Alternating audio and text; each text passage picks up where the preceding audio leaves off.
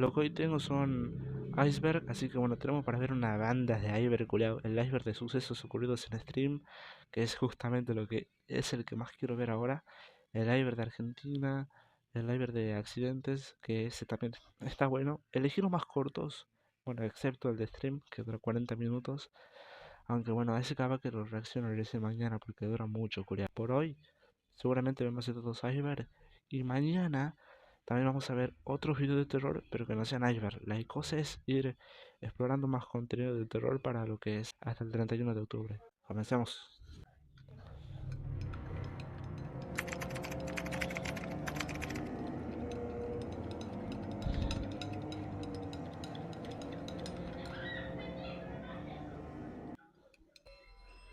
Agustín Muñoz era un joven de 18 años de Bariloche. Se quitó la vida el 22 de diciembre, semanas después de haber sido acusado por una amiga suya, diciendo que fue abusada sexualmente.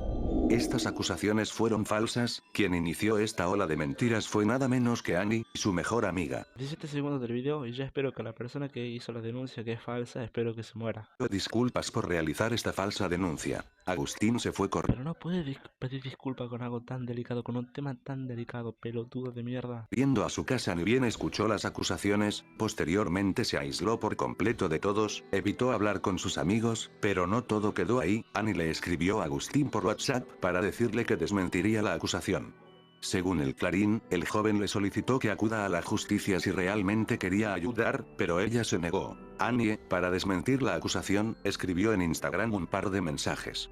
No puedo hacer más que pedir disculpas, de los errores se aprende y me las mandé posta y no supe ver el límite de esto. Lamentablemente, estas palabras no fueron suficientes. Agustín se quitó la vida el 22 de diciembre en Bariloche, tras 9 días de ser acusado falsamente por Annie. Pero eso no me pasó con la chica, porque si no pasó nada con la chica no tiene sentido nada, entonces volver a la justicia es una pija. Me imagino que en la cárcel debe estar la chica o algo tuvo que hacer. Pagar por lo que hizo tiene que hacer, es su responsabilidad. Una cámara de seguridad captó el momento en el que una mujer, en medio de una calle transitada, utiliza un cuchillo para quitarle la vida a su hija, degollándola mientras se escondían entre dos vehículos. La detenida fue identificada a través de una filmación proporcionada por un vecino, en la que se observa cómo la mujer llega al lugar con la niña pero luego se retira sin ella. Después estuvo dando vueltas y vueltas por el lugar tratando de esconder el cadáver.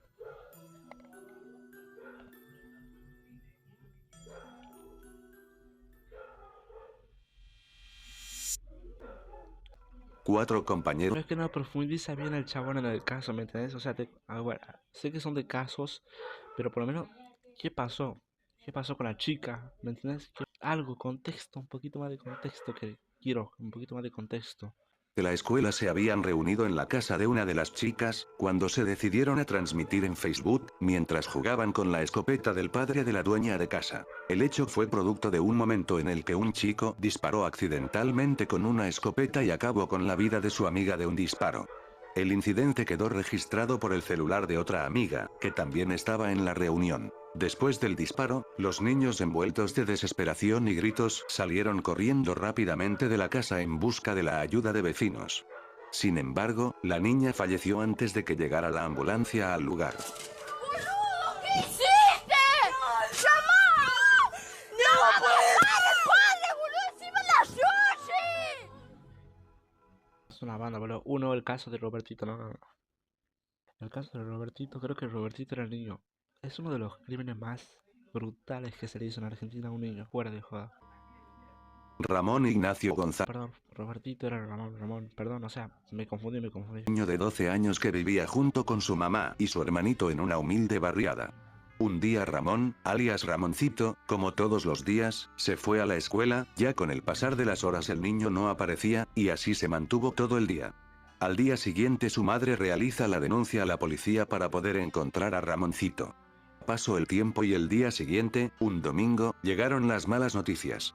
Un grupo de vecinos se sorprendieron por el incesante ladrido de perros, por lo que se acercaron para ahuyentarlo. No solo se hallaron unos perros sino que también, una horrible escena, hallaron un cuerpo de un niño que estaba tirado entre los matorrales al lado de las antiguas vías del ferrocarril y a pocos metros un cráneo completamente escalpado. Era Ramoncito, hallado sin vida un domingo 8 de octubre por la mañana. Hallaron el cuerpo decapitado, con el cráneo a pocos metros del cuerpo, el cráneo con la piel totalmente arrancada. Y es que Ramoncito fue utilizado para un rito satánico, fue drogado, bailaban alrededor de él, sometido a varias torturas, hasta que finalmente lo decapitaron. Por las dudas, antes de que diga algo más, el ritual satánico que se le hizo a Ramoncito es que se le hacía a muchos niños seguramente. ¿Por qué se lo digo? Porque ese día realmente Ramoncito tenía una amiga a ella le iba a hacer eso, a ella le iban a hacer eso, pero bueno, Ramoncito digamos que quiso defenderla y bueno, terminó él pagando la consecuencia, ¿no? Igual todo esto se sabe gracias a la chica, a la amiga de Ramoncito, que contó todo esto. Que por cierto, si quieren escuchar el caso de Ramoncito, se lo dejo acá. No sé por qué pija hago así, pero se lo recomiendo acá. Que es la historia innecesaria de Damián Cook, que ahí se va a contar todo detalladamente. O sea, no tan específicamente qué es lo que le hicieron a Ramoncito. O sea, sí va a contar eso, pero me refiero a que detalladamente el caso, lo que dijo la niña, la amiga de Ramoncito, y entre otras cosas más. El 17 de septiembre de 1999. 3 ladrones entraron al Banco Nación de Villa Ramallo, los delincuentes entraron antes que el banco diera el ingreso al público, con el propósito de robar el dinero del tesoro, pero sin embargo una mujer que se encontraba ahí, se percató de los delincuentes y llamó a la policía, por lo que en poco tiempo, el banco rodeó de agentes, cuando llegaron, delincuentes se encerraron en el lugar agarrando a 6 rehenes. Entre los que se encontraban ahí, el gerente del banco, su esposa y el contador del banco. Por el otro lado, el negociador de la policía, Pablo Bresi. En todo el proceso uno de los ladrones les dijo a los agentes: si atacan el banco, va a morir mucha gente, nos vamos con la plata o nada. Después de varias horas de negociaciones, los ladrones ya habían robado mucho dinero, pero los que ellos querían era el tesoro del banco, pero sin la clave y la llave del banco, no podrían hacerlo. 11 horas después del atraco, los ladrones liberaron a 3 rehenes a cambio de la llave del tesoro. Pero faltaba la contraseña, adentro todavía se encontraba el dueño del banco, su esposa y el contador. A las 4 de la mañana los agentes recibieron la orden de cerrar la zona. Los ladrones ya habían tomado una decisión. Durante la negociación los ladrones tomaron el auto del gerente del banco, y se subieron junto con los rehenes y salieron del lugar. Al ver el vehículo en movimiento, los agentes empezaron a disparar sin pensar. En solo 37 segundos la policía disparó 200 balas, murieron 2 rehenes, el gerente al contador y uno de los ladrones.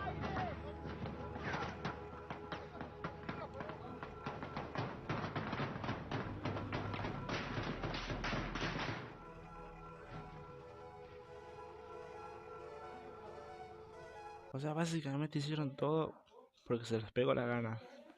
Ninguna orden, dispararon por querer, así. Es un montón.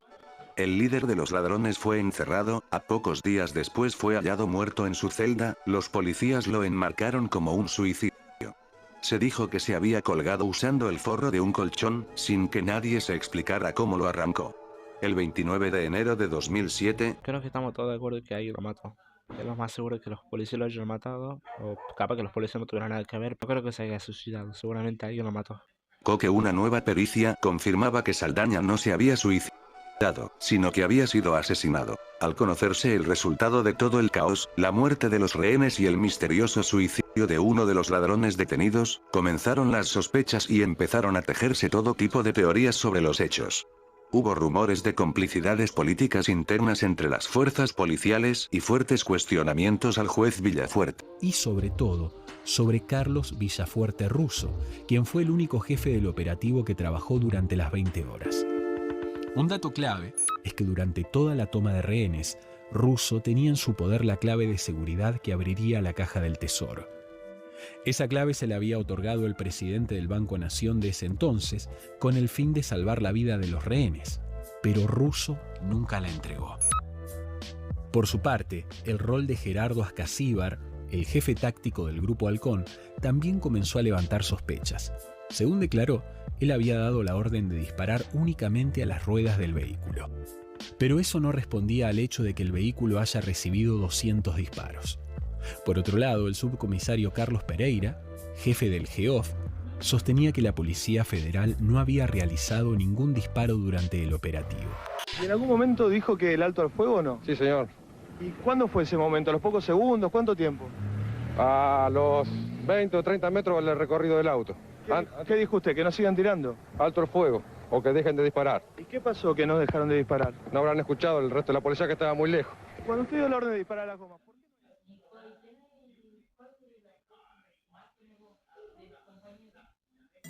20 de mayo de 2019, 5 amigos salieron de pase en auto a dar una vuelta por su pueblo: Gonzalo Domínguez, Rocío Guagliarello, Camila López, y Danilo Sansone, y Aníbal Suárez.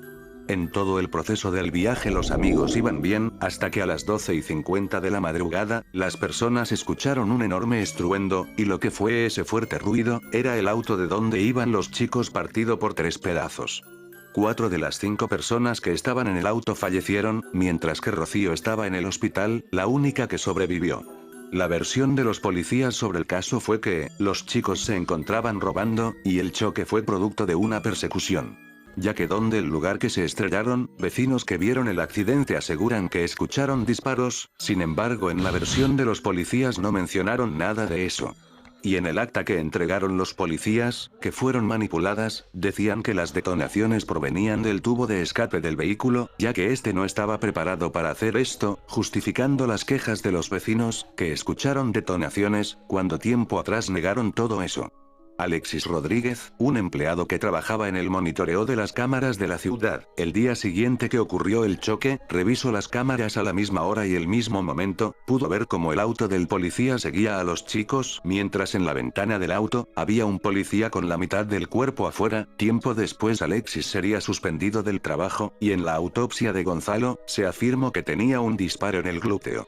Y así, nunca se pudo aclarar la razón por la que los policías estaban siguiendo a los chicos. Nah, qué hijo de puta, boludo. O sea, peor para los familiares, boludo, que nunca van a saber la verdad. Igual estos hijos de puta de los policías sí disparan, o sea, literalmente están disparando. ¿Qué pico vas a sacar la mitad de tu cuerpo por la ventana de la ventana, por la ventana del auto para gritar? Esos pelotudos, no tiene sentido. Cayetano Santos Godino, alias el Petizo Orejudo. Considerado el primer asesino serial de Argentina. Su apodo proveniente de sus rasgos físicos, este niño vivía con su familia disfuncional, recibía golpes de su padre alcohólico. A los 7 años de edad, golpeó a un niño y una niña con una piedra en la cabeza, fue puesto en libertad por su corta edad.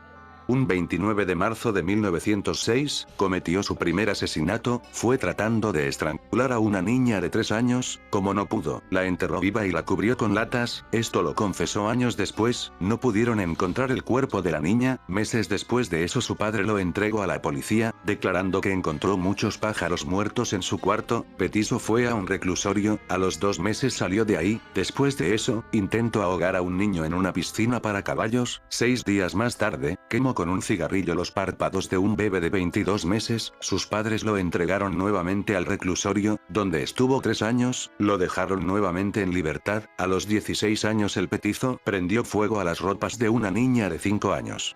La pequeña falleció tras 16 días en el hospital. Prendió fuego a 2 negocios. Tiempo después Godino convence con engaños a un niño de 2 años, para que lo acompañe a un almacén en donde presuntamente le compraría unos caramelos. Lo lleva hasta un alfalfar a pocas cuadras, en donde le ata los pies y procede a ahorcarlo con un trozo de cuerda. Son descubiertos por un peón del alfalfar, quien los entrega a las autoridades. Lo dejaron libre. Tiempo después con un niño de 3 años llamado Gesualdo Giordano. Cayetano se lo encuentra en la calle, después de un rato lo convence de acompañarlo a supuestamente comprar caramelos. Después de convencerlo lo lleva a un baldío. Ya en el lugar el niño se negaba a entrar hasta que Cayetano lo agarra con violencia de los brazos, lo arrincona cerca de un horno de ladrillos, después saca un lazo de algodón y empieza a enrollarlo en el cuello del niño. Vio que el chico todavía se seguía levantando. Cayetano dejó al chico ahí y salió afuera a buscar algún objeto para utilizarlo con el niño, y en ese proceso encuentra al padre de Giordano, preguntándole si había visto al hijo, a lo que Cayetano respondió que no, y le recomendaba que acudiera a la comisaría a hacer la denuncia. Después de eso, el padre se va, y Cayetano con un clavo de 10 centímetros vuelve donde el niño que estaba atado, utilizando una piedra de martillo, introduce el clavo en el cráneo del niño, terminando con su vida. Esa misma madrugada allanaron el hogar de los Godino y arrestaron a Cayetano. En sus bolsillos encontraron un artículo de periódico que relataban sus cometidos. A largos días de la cárcel, este falleció. Las circunstancias de su muerte eran desconocidas. Presume que murió a causa de una hemorragia interna causada por un proceso ulceroso gastroduodenal. Los policías del penal habrían comentado que Godino murió a manos de los reclusos, quienes lo golpearon hasta quitarle la vida, luego de que este matara al gato que los presos tenían de mascota. Eran las 9:53 de la mañana, 18 de julio de 1994, un coche bomba estalló en la sede de la Asociación Mutual Israelita de Buenos Aires, derrumbando todo lo de su alrededor, con muchísimas personas bajo los escombros. Con un saldo de 85 muertos y 300 heridos, conocido como el mayor atentado de la historia de Argentina. En 2004 se crea la UFIAMIA, una fiscalía destinada exclusivamente a la investigación del suceso. Designando a Alberto Nisman como fiscal cargo, en el 2006 Nisman atribuye la responsabilidad del caso a miembros del gobierno de Irán y a miembros de la organización Hezbollah, emitiendo órdenes de arresto contra muchos de estos miembros. Con todo el pasar de los años, no se pudo atrapar a uno de los múltiples responsables del caso.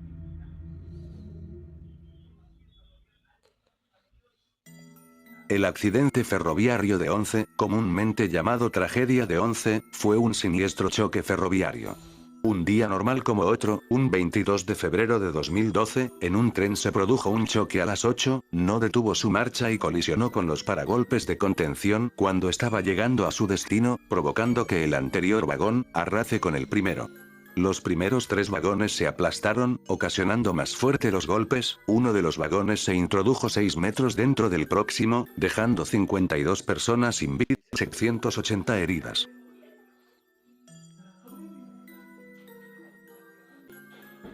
...2 de mayo de 1982.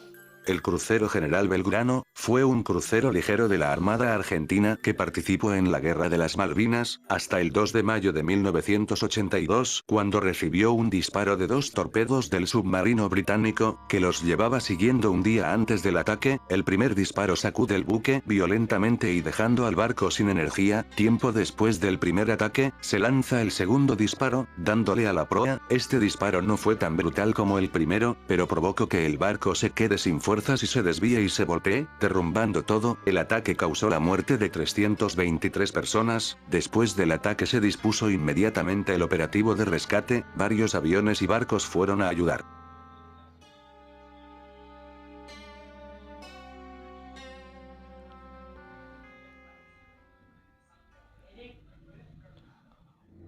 El Cromañón.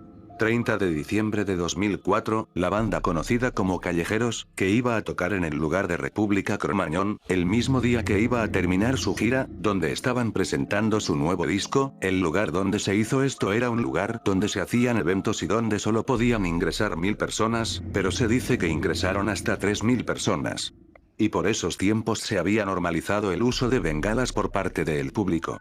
Una banda llamada Ojos Locos le dio apertura al show, antes de que tocaran los Callejeros. Cuando esta banda se encontraba tocando ya, se podían ver bengalas minar esta banda. El encargado del lugar Omar Chaván, para decirle a público que dejen de tirar bengalas, que el lugar estaba demasiado lleno y podrían causar alguna catástrofe.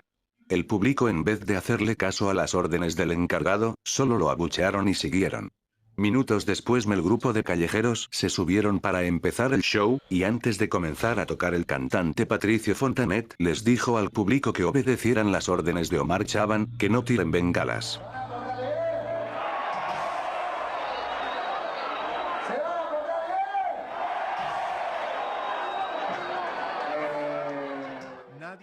Después de todo esto la banda iba a empezar a tocar. Justo cuando empezaron a tocar, se empezaron a encender las primeras bengalas. Una de las brasas de esas bengalas tocaron una parte que cubría la parte del techo de donde estaban tocando, a lo que ocasionó que el plástico que había en el lugar se empiece a quemar.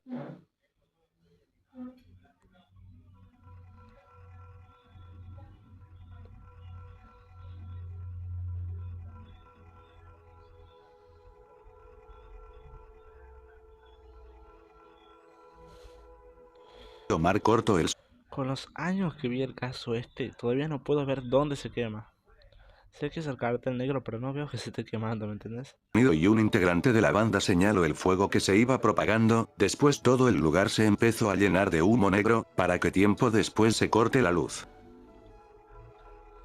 La gente empezó a evacuar el lugar, pero todas las puertas estaban cerradas, algunas con candados y cables y otras solo con candado. El lugar era muy pequeño con escaleras pequeñas, haciendo que muchas personas no puedan pasar, sumándole a eso, todo el humo negro tóxico que se iba extendiendo. Mientras que de afuera los bomberos ayudaban, varias personas volvían a entrar para buscar a su familia o amigos. Un hecho fuerte dejando un saldo de 194 muertos y al menos 1432 heridos.